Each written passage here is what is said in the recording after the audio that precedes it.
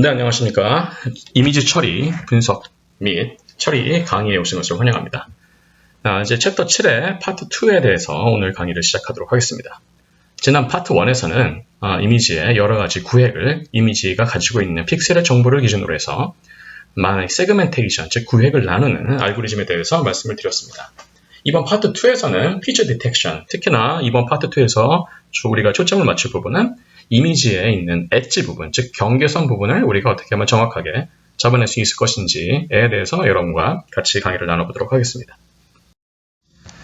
일단 기본적으로 지난 챕터 3에서 제가 잠깐 말씀드렸던 것처럼 이미지를 우리가 매트릭스로 우리가 변환을 한다고 했을 때 그 매트릭스에 대해서 우리가 다양한 필터를 씌움으로써 이미지의 다양한 정보들을 뽑아낼 수 있는 방법에 대해서 이미 지난 시간에 말씀을 드린 바 있었습니다.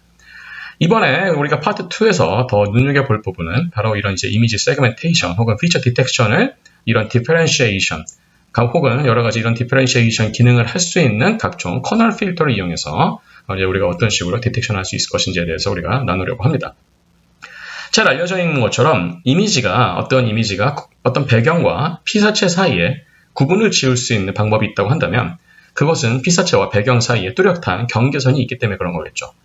이것은 이미지를 매트릭스로 봤을 때는 어떤 느낌이냐면 피사체에 속해 있는 픽셀들의 부분과 배경에 속해 있는 픽셀들의 부분 사이에 그 경계선을 기준으로 픽셀들의 값이 크게 변할 것이라는 것을 의미합니다. 그러면 픽셀의 값이 변한다는 것은 우리가 수학적 관점에서 본다 그러면 비록 연속 공간은 아니지만 이산 공간, 즉 디스크리트 스페이스에서 어떤 특정한 방향으로 픽셀이 다음 픽셀, 즉 이웃하고 있는 픽셀로 옮겨갔을 때 그 픽셀이 가지고 있는 정보에 큰 변동이 생긴다는 것을 의미하는 것이기 때문에 이것은 다시 말하면 미분값이 0이 아닌 혹은 그 다른 주변의 미분값에 비해서 더 특별하게 튈 수 있는 그런 미분값들이 보인다는 의미가 되겠죠. 그래서 우리가 연속 공간상에서는 그냥 함수가 주어져 있을 때 그 함수의 미분을 취하면 됩니다만 이미지같이 이렇게 이산 공간에 있는 그리고 2차원 매트릭스에 있는 데이터 같은 것들은 우리가 수치 해석 관점에서 미분기를 도입할 수밖에 없습니다. 그래서 여기 나와 있는 것처럼 앞부분과 뒷부분 사이에 어떤 값의 픽셀 값의 차이를 그 픽셀의 간격만큼 나눠준 값이 예를 들면 그 위치에서의 미분값이 되는 것이죠. 물론 여기서 픽셀의 이런 간격은 우리가 유닛 거리로 놓는다면 그냥 1로 놓으면 되겠죠. 그랬을 때 예를 들어서 이제 이미지가 이렇게 X방향으로 바뀌는 예를 들어서 여기 나와 있는 것처럼 명암이 보이는 것처럼 왼쪽은 이렇게 약간 어두운 부분이었다가 오른쪽에 이렇게 밝은 부분이 있을 때 어느 순간 이 경계선 부분에서 뭔가 기울기가 바뀌겠죠. 그 기울기는 예를 들어서 우리가 X방향으로의 그 이미지의 변동을 추적하면 될 것입니다. 그럼 예를 들어서 X방향의 변동은 이미지의 이상 공간에서의 X방향에 대한 편미분이 될 것이고 그 편미분은 이상 공간에서는 이러한 수치 해석적인 방법을 이용해서 우리가 취하면 것입니다. 마찬가지로 Y축 방향에서도 마찬가지가 되겠죠. 똑같이 이상 공간에서의 이미지 픽셀 펑션을 Y방향에 대한 편미분으로 하면 될 것입니다. 그럼 당연히 X방향도 아니고 Y방향도 아니고 임의의 방향에 대해서는 이 두 가지의 변동, 그레디언트죠. 그레디언트를 일종의 벡터꼴로 나타내면 되겠죠. 그럼 벡터를 이제 우리가 이렇게 어떤 픽셀 밸류에 대한 그레디언트 벡터로 우리가 표시할 수 있을 것입니다. 자, 그러면 이제 이 픽셀 밸류들의 X방향으로의 변동과 Y방향으로의 변동에 대해서 우리가 부호도 알고 있고 그 크기도 알고 있다 그런다면 얘네들이 어느 방향을 가리킬 것인지에 대한 그 벡터를 우리가 지정할 수 있을 것입니다. 그래서 어떤 값이 X하고 Y방향으로 동시에 변하는 값이 있다고 했을 때 그 픽셀에서 X하고 Y방향으로 변동하는 그 값 자체를 우리가 그레디언트 디렉션을 가지고도 얘기를 할 수 있게 되겠고요. 얼마나 빨리 변하는지는 당연히 이런 유클리디안 놈에 의해서 우리가 그레디언트 매그니튜드도 계산할 수 있게 되겠죠. 그래서 나중에 이런 것들은 나중에 이제 다시 말씀드리겠습니다만 캐니 알고리즘 같은 그런 이미지의 피사체 중에서도 엣지를 디텍션하는 그런 알고리즘에서 굉장히 중요한 역할을 합니다. 그래서 이 개념을 잘 여러분께서 눈여겨두시기 바랍니다. 그래서 사실은 이제 이미지를 우리가 디텍을 한다 그랬을 때 특히 엣지 부분이 디텍을 한다 그랬을 때 이런 것들을 이제 우리가 어떤 그레디언트 필터를 쓸 수 있을 것이냐라는 얘기를 한번 해보겠습니다. 예를 들어서 여기 나와 있는 건 다 이제 수치 해석적으로 나타낸 것들이죠. 그래서 앞부분과 뒷부분에 대해서는 다 마이너스가 되고 혼자서 이게 플러스가 되는.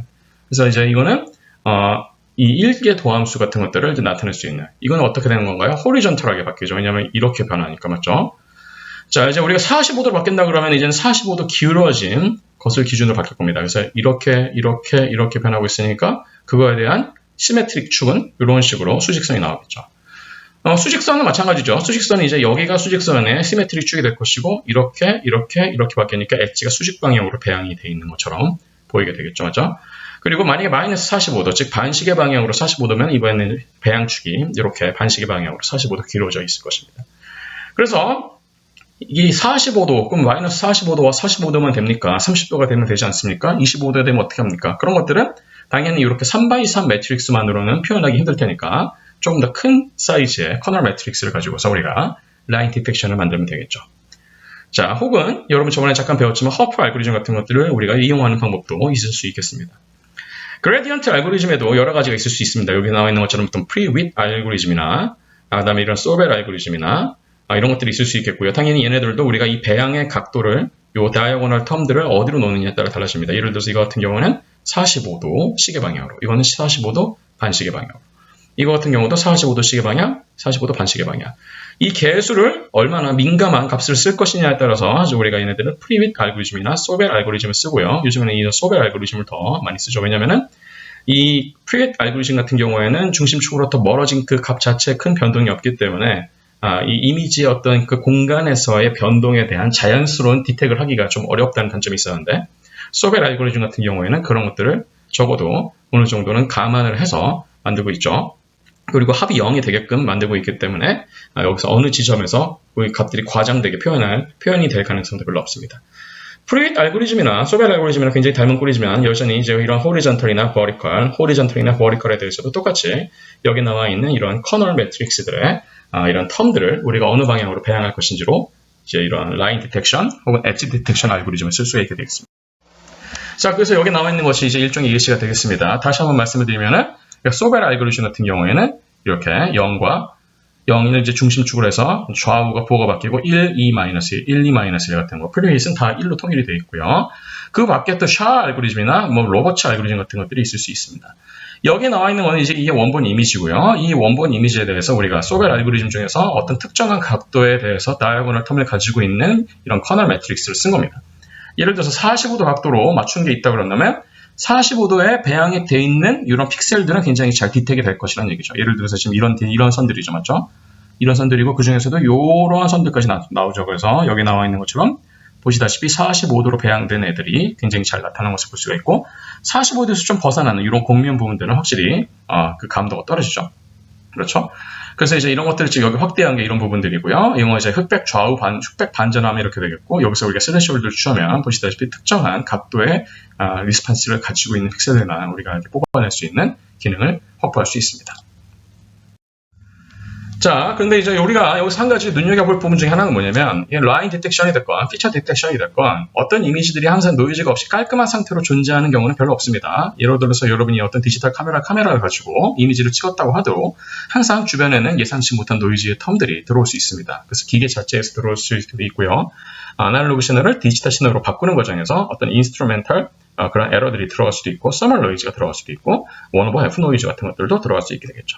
어떤 형태의 노이즈든지 이 노이즈들이 원래 시그널에 함유가 되기 시작하면 노이즈가 낀 상황에서 이런 이미지 필터링을 거쳐서 라인 디텍션이나 이미지 피처 디텍션을 하는 것에서는 굉장히 많은 에러들이 누적이 될 수가 있습니다. 그럼 반대로 얘기한다면 어떤 이미지에 노이즈가 껴있는 상황이다 라고 우리가 이것을 생각을 했을 때 그렇다면 노이즈를 미리 처리한 다음에 노이즈가 처리된 이미지에 대해서 다시 라인 디텍션이나 피처 디텍션을 하면 훨씬 더 좋은 성능을 보이게 되겠죠. 여기 나와 있는 것이 이제 예를 들면 이제 그런 케이스가 되겠죠. 지금 보시다시피 이제 이런 어떤 계단 함수 형태의 이미지가 있다고 그랬을 때, 보시다시피 이제 이 이미지들에 대해서 우리가 소벨 알고리즘을 씌우면 이렇게 이미지의 경계선에서는 굉장히 높은 시그널이 튀어나오게 됩니다. 근데 여기에 조금씩 노이즈가 끼게 되면 어떤가요? 여전히 이 바운더리를 잘 잡아내는 것처럼 보입니다만은 노이즈가 너무 심해지기 시작하면 노이즈가 심해진다는 것은 시그널하고 노이즈가 거의 구분이 안 될 정도까지 온 거죠. 그러면 이제는 이게 바운더리의 시그널인지 노이즈의 시그널인지 구분이 안 되죠. 그러다가 노이즈가 너무 세지기 시작하면은 더 이상은 의미가 없어지는 어떤 시그널이 나온 것을 볼 수 있습니다. 그래서 이 상황에서 우리가 이미지 세그멘테이션 하거나 피처 디텍션을 하는 것에는 결국 에러가 누적이 될 수밖에 없다는 것이고 반대로 얘기하면 이런 것들에 대해서 우리가 가우시안 필터나 여러 가지 미인 필터나 미디안 필터 같은 그런 기본적인 노이즈 제거 필터를 씌워가지고 최대 노이즈를 프리 프로세싱 하신 다음에 거기서 이미지 피처 디텍션을 하시든 라인 디텍션을 하시든 엣지 디텍션을 하시든 해야 된다는 것입니다. 그래서 그런 노이즈가 있는 경우는 기본적으로 노이즈 프리 프로세싱이 항상 중요한 역할을 한다라는 것을 여러분이 이해를 하고 넘어가시면 좋겠습니다. 자, 그래서 이제 이미지에서도 이미지 그레디언트를 통해서 이미지의 세그멘테이션을 하는 방법에 대해서 말씀을 드리겠습니다.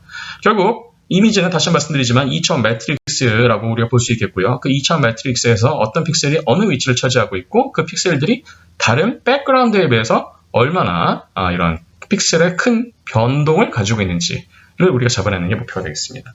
그래서 이상적인 이미지 엣지 디텍션 알고리즘을 한다면 이 가장 최외곽에 있는 어떤 이런 이미지 픽셀들만 남기고 나머지 픽셀들은 엣지로 인식을 하지 않게 되겠죠. 그렇다 그러면 우리가 이 픽셀을 예를 들어 본다면 이 픽셀은 엣지가 되고 이 픽셀은 엣지가 되지 않는 이유를 우리가 만약에 수학적으로 설명한다 그런다면 이 픽셀 일단은 왼쪽에 있는 것보다 확실히 어두우니까 뭔가 큰 변동이 생겼죠. 근데 이제 이 픽셀하고 이 픽셀을 비교해 보면 이 픽셀에 대해서는 오른쪽에 대해서는 별로 변동이 없고 이 픽셀은 좌우가 큰 차이가 없죠. 그럼 이 픽셀 같은 경우에는 위아래도 큰 차이가 없죠. 그럼 이 픽셀 같은 경우에는 이제는 엣지가 아니다 라고 우리가 판단할 수 있게 되겠죠. 이것도 마찬가지고 그리고 얘 같은 경우는 왼쪽은 차이가 없고 위쪽도 차이가 없습니다만 오른쪽도 차이가 없습니다만 아래쪽에 차이가 있죠. 맞죠? 그럼 이것은 다시 말하면 결국 이 방향으로의 그레디언트는 있을 수 있다는 것이 되겠죠. 그래서 얘네들은 이미지의 엣지 픽셀로 살아남을 수 있었던 것이고 이 픽셀도 마찬가지고 이 픽셀도 마찬가지가 되겠죠. 결국은 우리가 이미지에 어떤 피사체가 있을 때 이 이미지의 바운더리와 그 바운더리 안쪽에 있는 픽셀을 우리가 구분할 수 있는 기준은 결국은 이 이미지가 주변에 네이버링, 이웃하고 있는 이 이미지들에 비해서 얼마나 픽셀의 변화가 특정한 방향으로 잘 이루어지고 있느냐를 모니터링하는 것이 중요하다는 것을 여러분이 아실 수 있을 겁니다. 그래서 이것을 조금 더 수학적으로 표현하면 이렇게 되겠습니다. 예를 들어서 이제 어떤 이런 블랙에 가까운 그레이스케일 이미지가 있고요. 밖에는 이제 화이트가 있습니다. 그래서 이제 이미지들이 당연히 점점 변화나오는 것을 이제 우리가 일종의 이런 등고선으로 볼 수 있겠고요. 그럼 이 이미지가 이 화이트에 대해서 이제 바뀌는 정도를 예를 들어서 표시한다 그러면은 이미지에 우리가 그레디언트를 계산할 수 있죠. 그래서 저번에 말씀드렸던 것처럼 이게 소벨 알고리즘이나 각종 그레디언트 필터를 쓰시게 되면은 이제 우리가 편미분 한 이산 수학에서 이산 공간에서 이 이미지의 2차원 이미지의 2차원 매트릭스를 편미분한 그 벡터들을 알 수 있게 될 것이고요. 그 벡터들을 알게 되면은 그 벡터들의 비율을 가지고 우리가 아크 탄젠트를 씌우면은 그 오리엔테이션 앵글을 알 수 있기 때문에 그레디언트의 벡터를 알 수 있게 되겠고 방향을 알 수 있게 되겠고 걔네들의 유클리디안 노음을 씌우면은 크기도 알 수 있게 되겠죠. 자, 이렇게 그레디언트의 크기와 방향이 알려져 있을 때 이 방향의 수직한 성분을 그 픽셀에서 그어보면은 그것은 바로 이제 엣지의 디렉션이 되는 것이죠. 그래서 엣지를 만들어내는 디렉션이 되는 것이 엣지 접선의 디렉션이 되겠죠. 그래서 결국 이제 우리가 여기서 중요한 것은 그레디언트의 디렉션과 그레디언트의 매그니튜드를 계산하는 것이다 라는 것을 여러분이 이해하실 수 있을 겁니다. 자, 그래서 이것을 우리가 조금 더 깊게 한번 생각을 해보겠습니다. 예를 들어서 이제 이런 편미분 같은 것들은 X에 대해서도 Y에 대해서도 편미분을 할 수 있게 되겠고요. 얘네들을 이제 우리가 GX라고 그런다면 이제 이런 식으로 편미분을 표시할 수 있게 되겠죠.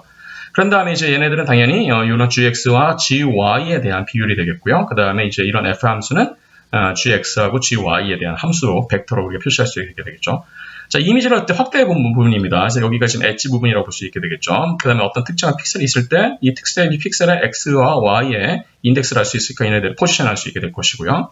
이 상태에서 이 픽셀들이 주변에 다른 이웃들과의 변동을 가지고서 우리가 이걸 계산해 보면은 얘네들의 그레디언트 벡터 GX와 GY를 계산할 수 있을 것이고 앞서 말씀드렸는 것처럼 방향은 이렇게 아크 탄젠트를 씌워가지고 이 방향을 알 수 있게 될 것이고 실제로 요구의 수직한 방향이 엣지의 디렉션이라고 했으니까 이 방향이 엣지의 디렉션이 되겠죠. 그렇죠? 그러니까 이제 이 엣지 오리엔테이션은 결국은 알파 빼기 90도가 되는 것이 되겠죠. 왜냐면은 요거의 수직한 것을 우리가 뽑아내고 싶은 거니까요. 자, 그래서 이제 이러한 알고리즘들을 거쳐서 이제 우리가 어떤 식으로 이미지의 디텍션을 할 수 있는지 보겠습니다. 여기 왼쪽 위에 보시는 그림은 이제 오리지널 이미지가 되겠고요. 이제 각 픽셀에 대해서 우리가 그레디언트 벡터를 계산한 겁니다. 그래서 X 방향, Y 방향을 다 계산한 것이고요.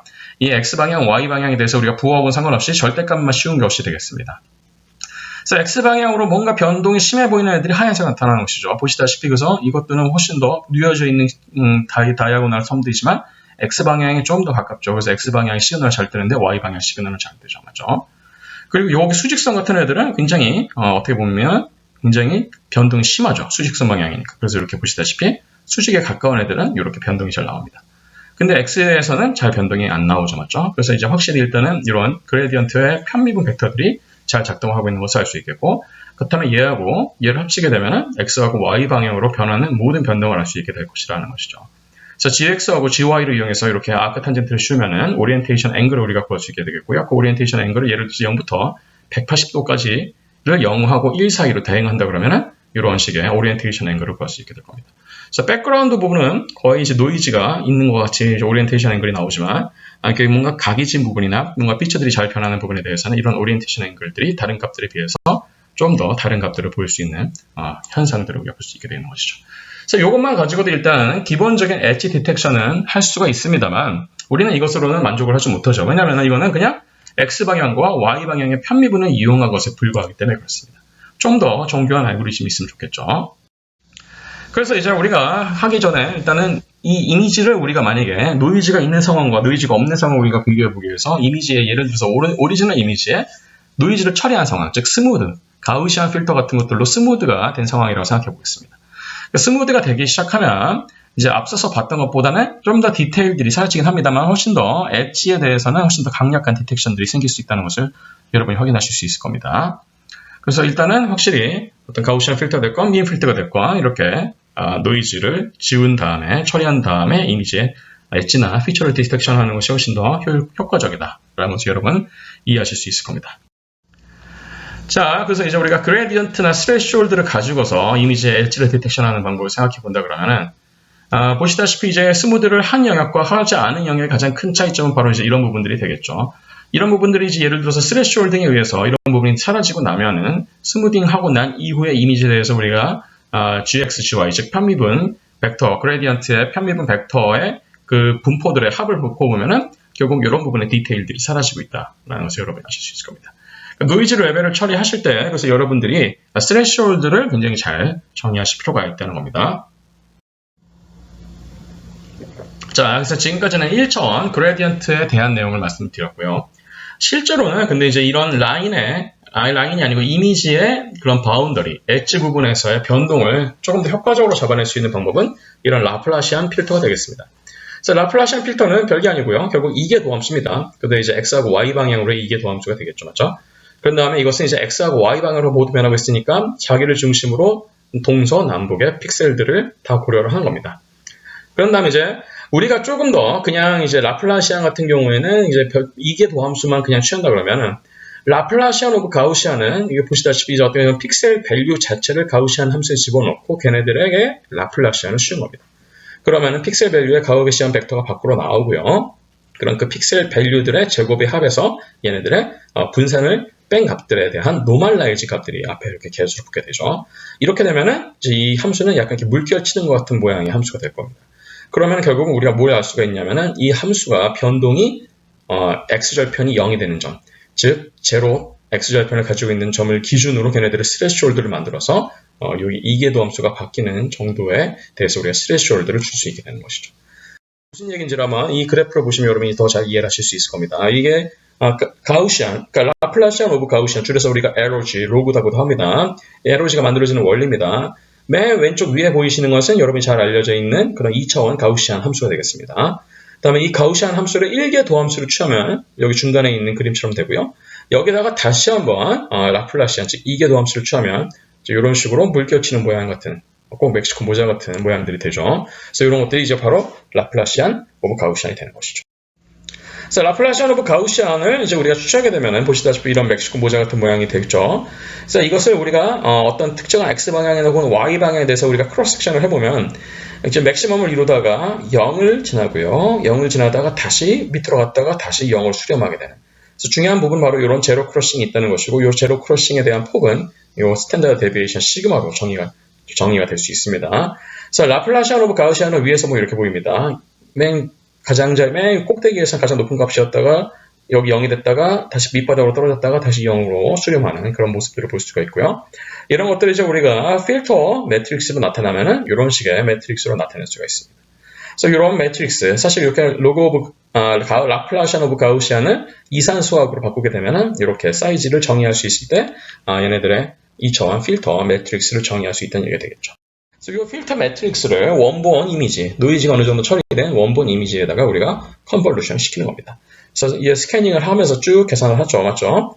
그래서 계산을 쭉 하서 보시면은 이제 요것이 바로 원본 이미지가 되겠고요. 요것이 그냥 이제 LOC가 되겠고, 우리가 이 LOC에서 예를 들어서 어떤 이제 그 디텍션의 레벨을 어떤 식으로 레벨을 잡을 것이냐, 스레시홀드를 어떤 식으로 잡을 것이냐에 따라서 굉장히 디테일이 많이 살려져 있지만 너무 많이 살려져 있는 이미지를 볼 수도 있고, 아니면 이런 쓸모없는 디테일들을 다 지우고 남은 정말 중요한 피처들의 디텍션만 남은 것들도 우리가 만들어낼 수 있는 것을 볼 수가 있게 되겠죠. 그래서 이런 알고리즘을 통틀어서 우리가 힐드레스의 알고리즘이라고 합니다. 그래서 아주 원리는 간단합니다. 원본 이미지가 있을 때 우리가 로패스 필터링 같은 그런 필터링을 거쳐서 스무딩을 하고요. 이 스무딩한 이미징에다가 이제 우리가 라플라시안 오브 가우시안 필터링을 하고요. 이 안에서 이제 우리가 제로 크러싱이 되는 영역을 찾아서 그 부분에 대해서 이제 그 픽셀들을 다 찾는 것이 되겠죠. 맞죠? 그래서 이러한 이미지들을 이제 우리가 라플라시안 오브 가우시안 필터를 거쳐서 이 웬만한 피처들에서의 엣지들은 찾아낼 수가 있습니다. 근데 이제 여전히 잘 놓치고 있는 부분도 생길 수가 있겠죠. 맞죠? 그래서 이런 부분들을 그럼 우리가 어떤 식으로 더 정교하게 잘 찾아낼 수 있을 것이냐에 대해서 사람들이 고민하기 시작했고요. 그래서 이제 이것을 대체할 수 있는 알고리즘에 대한 설명을 나중에 이제 해드리겠고요. 일단은 그 알고리즘을 말씀드리기 전에 스무딩과 스무딩이 되지 않은 이미지에 대해서 우리가 라플라스 필터를 씌운 효과를 한번 비교해 보도록 하겠습니다. 그래서 왼쪽에 있는 이미지와 오른쪽에 있는 이미지를 보시면 알겠지만 오른쪽에 있는 이미지는 노이즈 필터를 좀 안 한 이미지고요. 왼쪽에 있는 이미지는 노이즈 필터를 한 이미지입니다. 이 상황에서 동시에 라플라스 필터를 씌운 것이죠. 라플라스 필터를 씌웠을 때 항상 라플라스 필터의 특징은 뭐냐면 이 바운더리가 이중선으로 나온다는 겁니다. 그래서 한번 올라갔다가 죽었다가 다시 올라갔다 나오는 것이죠. 왜냐하면 그 라플라스 필터 자체가 그러한 수학적인 구조를 그렇게 가지고 있기 때문에 그런 것이죠. 그런데 이제 노이즈가 있는 경우에는 이러한 이중선 같은 것들이 많이 죽죠. 왜냐하면 노이즈에 묻히기 때문에 그렇습니다. 그래서 어느 정도는 스무딩을 할 필요가 있다라는 것을 이런 케이스 비교에서도 여러분이 아실 수 있을 거고요. 자, 이거는 이제 라플라스 필터와 소벨 필터를 비교한 겁니다. 둘 다 동시에 노이즈 처리를 한 다음에 하나는 왼쪽 거는 라플라스 필터를 씌운 거고요. 그 다음에 오른쪽 거는 소벨 필터를 씌운 겁니다. 그래서 보시면 알겠지만 라플라스 필터와 소벨 필터의 가장 큰 차이는 결국 이 바운더리를 디텍션하는 과정에서 이 바운더리가 이중선으로 나타나느냐 아니면 단일한 굵은 선으로 나타나느냐 그 차이가 되는 겁니다. 그래서 이제 이러한 것들을 확대해 보면서 이런 차이를 우리가 비교할 수 있다는 얘기가 되겠죠. 여기 보시다시피 이제 바로 이런 부분이 제로 크로싱이 되는 영역이 되는 것이죠. 맞죠? 그래서 이게 바로 라플라시안 필터를 씌웠을 때의 차이입니다. 그래서 라플라스 필터와 소벨 필터의 차이점이 되겠습니다. 그래서 이제 예를 들어서 그러면은 우리가 이 제로 크로싱 된 부분만 정확하게 뽑아낸다 그러면 훨씬 더 이 엣지 부분을 나타낼 수 있는 픽셀들의 개수가 훨씬 더 줄이면서도 더 정밀한 엣지의 위치를 뽑아낼 수 있는 장점이 생기겠죠. 맞죠? 그게 이제 라플라스 필터와 소벨 필터의 가장 큰 차이점이 되겠습니다. 자, 그래서 이제 이 이미지 디텍션을 조금 더 정교하게 만든 이미지가 알고리즘이 바로 이런 캐니 알고리즘이 되겠습니다. 그래서 캐니 알고리즘은 이미지의 엣지 디텍션하는 알고리즘하고 똑같습니다. 다만 이제 캐니 알고리즘에서 고민하는 것은 뭐냐면 이 어떤 특정한 픽셀이 주변의 픽셀들에 대해서 얼마나 잘 바뀌는지를 카운트를 할 때 이제는 방향성을 코디파이어 한다는 겁니다. 방향성을 코디파이어 한다는 것은 어떤 거냐면 이런 겁니다. 어떤 픽셀에서 일단은 아까 말씀드렸던 것처럼 이산수학 수치 해석을 이용해서 2차원 그레디언트를 계산합니다. 맞죠? 그래서 X방향과 Y방향의 그레디언트를 계산하면 얘네들의 로컬 오리엔테이션을 계산할 수 있을 겁니다. 맞죠? 그 로컬 오리엔테이션을 우리가 이렇게 8단계로 나눕니다. 그래서 뭐 마이너스 22.5도부터 22.5도 사이를 하나의 그룹, 또 하나의 그룹 이렇게 나누겠죠. 그럼 예를 들어서 만약에 이 그룹에 속해 있으면은 이 픽셀에서의 코디파이된 로컬라이즈드 오리엔테이션은 아래 화살표로 표시해야 됩니다. 이렇게 아래 화살표로. 만약에 요 22.5도와 67.5도 사이에 들어가면 걔네들의 중간값이 45도 화살표로 표시됩니다. 그러면은 이 픽셀에서의 오리엔테이션은 코디파이가 이렇게 45도 아래로 우하향하는 화살표로 표시가 되는 거죠.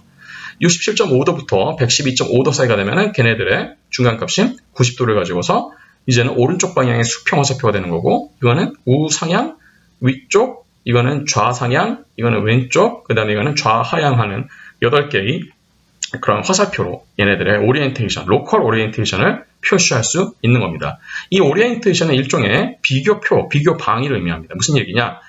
얘네들이 지금 주로 바뀌고 있는 지점은 예를 들어서 만약에 우리가 오른쪽 아래 화살표였다. 그러면은 오른쪽 아래 방향으로의 위-아래 요 관계를 보라 이거죠. 맞죠? 만약에 아래쪽 그냥 이렇게 남쪽으로 나오는 화살표였다. 그러면은 P2와 PA만 보라는 겁니다. 만약에 좌하향으로 나왔다. 그럼 P7과 P3를 보라는 겁니다. 서쪽으로 나오는 화살표가 나왔다. 그럼 P4하고 P6를 보라는 겁니다. 뭐를 보기 위해서요? 얘네들이 엣지에 속한 애들인지를 보기 위해서 그런 방향을 일종의 나침판 같은 역할을 해주는 것이 되겠죠. 그래서 이 나침판 같은 역할이 나중에 어떤 역할을 하는지를 다시 한번 뒤에서 설명할 기회가 있을 겁니다. 자, 그래서 이제 알고리즘은 이렇습니다. 일단은 뭐든지 똑같이 일단 이미지를 스무딩을 합니다. 노이즈를 죽이기 위해서. 그래서 가우시안 블러링이나 뭐 민 필터나 아니면 미디엄 필터 같은 것들을 이용해서 우리가 블러링을 합니다. 그린 다음에 이제 다 이미지를 스무딩하고 난 다음에 이미지의 엣지를 디텍을 하기 위해서 일단 기본적으로 소벨 필터를 씁니다. 그렇죠. 소벨 필터를 써서 얘네들의 이제 그레디언트를 우리가 발견할 수 있게 될 것이고요.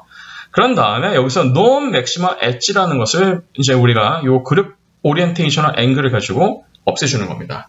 자, 이게 무슨 얘기인지는 이제 좀 더 설명을 해드릴 텐데, 일단 요 세 번째 단계가 뭘 의미하는 것을 보냐면, 두 번째 단계까지 갖추면은 이러한 이미지가 나옵니다. 그래서 어떤 이미지가 이렇게 있을 때, 이미지의 백그라운드에 이런 바운더리들까지 같이 잡힌 것을 볼 수 있는데, 논 맥시마 엣지를 없애버린다. 여기서 이게 논 맥시마거든요. 논 맥시마 엣지를 없애버린 상태에서 보시면은 이런 백그라운드 부분이 많이 죽었다는 것을 볼 수 있죠. 그리고 다른 굵었던 부분들도 많이 죽었다는 것을 볼 수 있는 겁니다. 그래서 논 맥시마를 죽였다는 것은 이제 엣지로 볼 수 없는 애들은 일단 죽이고 싶다라는 뜻이 되겠죠. 그런 다음에 이렇게 논 맥시멈을 서프레싱 했다 그러죠. 그래서 이걸 NMS라고 그러는데 NMS 처리가 된 이 이미지에 대해서 이제 우리가 허드를 두 개를 놓습니다. 그래서 맥시멈 스레시홀드가 있고 미니멈 스레시홀드가 있는데 자, 이런 픽셀 밸류들을 이제 다 뽑아낸 다음에 우리가 어떤 픽셀이 우리가 정한 스레시홀드보다 크다. 그럼 걔네들은 엣지로 남기고요. 그런 애들은 우리가 스트롱 엣지라고 부릅니다. 그래서 이 맥시멈 허드를 넘은 이런 부분들, 얘네들은 우리가 스트롱 엣지라고 부르고요. 미니멈보다 작은 애들은 다 죽입니다. 그래서 미니멈보다 작은 픽셀들 중에 엣지를 잡혔던 애들 중에 미니멈보다 작은 애들은 다 죽입니다. 근데 애매한 픽셀들은 바로 이 맥시멈하고 미니멈 사이에 있는 애들이죠. 그 애들은 우리가 weak 엣지라고 합니다. 약한 엣지. 그래서 그런 weak 엣지들이 만약에 이런 스트롱 엣지들하고 nearest neighbor 상에서 연결이 되어 있으면은 스트롱 엣지로 보고요. 스트롱 엣지하고 다이렉트 연결이 안 되는 예를 들어서 이런 애들이다. 그런 애들은 그냥 weak 엣지 있지만 얘네들은 죽여버립니다. 즉 weak 엣지 중에서도 스트롱 엣지와 연결이 될 수 있는 애들만 남겨놓고 걔네들을 하나의 엣지로 그룹을 시켜놓는다면 걔네들이 최종적인 엣지 처리가 된 알고리즘이 되는 것이죠. 이런 알고리즘들을 우리가 줄여서 이런 알고리즘을 1986년에 존 켄이라는 미국의 과학자가 개발한 방법을 따서 이 알고리즘을 우리가 켄이 알고리즘이라고 합니다. 이미지들, 가우시안 필터링을 했던 이미지하고 비교를 해보시면 훨씬 더 깔끔하게 엣지들을 디텍션 할 수 있다는 것을 여러분이 확인하실 수 있을 겁니다. 자, 그래서 이제 가우시안 스레시홀딩, 그 다음에 가우시안 마힐드레스 필터링, 그리고 켄이 알고리즘에 의해서 우리가 엣지를 디텍션하는 결과물들을 한번 살펴보겠습니다. 일단은 원본 이미지에 비해서 맨 우측에 상향해 있는 이미지를 보시면 비교적 엣지를 잘 잡아내긴 했습니다만은 이런 창문의 디테일 같은 것들이 많이 사라져 있죠. 맞죠? 그렇죠? 자, 마힐드레스 방법에 의해서 보시면 얘네들은 창문의 디테일을 어느 정도 잡아냈습니다만은 여전히 이런 부분의 수직선 디테일들이 잘 잡히지 않았고 그리고 몇몇 이제 이런 디테일들이 죽고 있는 것을 여러분이 보실 수 있을 텐데요. 켄이 알고리즘 같은 경우에는 이런 오리지널 이미지에 대해서 어느 정도 잡아내야 되는 주요한 수직 수평 그리고 약간의 지향성이 있는 배양이 있는 그런 픽셀들을 우리가 잘 잡아내고 있다는 것을 여러분이 확인하실 수 있을 겁니다. 그래서 이제 예를 들어서 의료 영상 이미지 같은 경우도 굉장히 중요한 부분이 되죠. 왜냐하면 의료 영상 같은 경우에는 이제 그 시그널들이 꼭 블랙 앤 화이트로만 나오는 게 아니고 그레이스케일 이미지로 나오는 경우가 있고요. 그 다음에 걔네들의 그런 그레디언트가 굉장히 정의하기 어려운 경우가 생길 수가 있는데 그런 경우에 대해서는 특히 이런 켄이 알고리즘 같은 것들이 굉장히 좋은 성과를 줄 수가 있습니다. 예를 들어서 맨 왼쪽에 있는 이러한 CT 사진을 보시면은 뇌의 CT 사진이죠. 그러면 이제 위에서 봤을 때 이 CT 사진 중에서 이런 뇌의 영역에 따라서 어떤 영역은 굉장히 하얀색으로 보이고 어떤 영역은 굉장히 그레이스케일로 보이게 되는데 이것을 그냥 우리가 단순히 가우시안 스레시홀딩을 치면 엣지를 잘 잡아낼 수 있을지는 모르지만 엣지가 굉장히 두껍게 나오기 때문에 정밀한 위치 추적이 힘들죠. 마힐드레스 같은 경우에는 훨씬 더 얇아진 형태를 볼 수는 있긴 있습니다만은 예를 들어서 이런 주요한 피처들의 경계를 잘 잡아내기는 어렵다는 것을 볼 수 있을 텐데 캐니 알고리즘을 쓰게 되면은 어느 정도의 훨씬 얇은 경계선은 물론이고 피처를 잡아내야 되는 부분에서 잘 재현하고 있다는 것을 여러분이 확인하실 수 있을 겁니다. 자, 이상으로 챕터 7 우리가 이미지 세그멘테이션과 피처 디텍션에 쓰일 수 있는 각종 필터와 알고리즘들 그리고 그들의 적용 사례에 대한 내용을 말씀을 드렸습니다. 자, 그래서 다음 챕터 8에서도 또 재밌는 이미지 처리와 분석에 대한 내용을 강의를 드리도록 하겠습니다. 경청해 주셔서 감사합니다.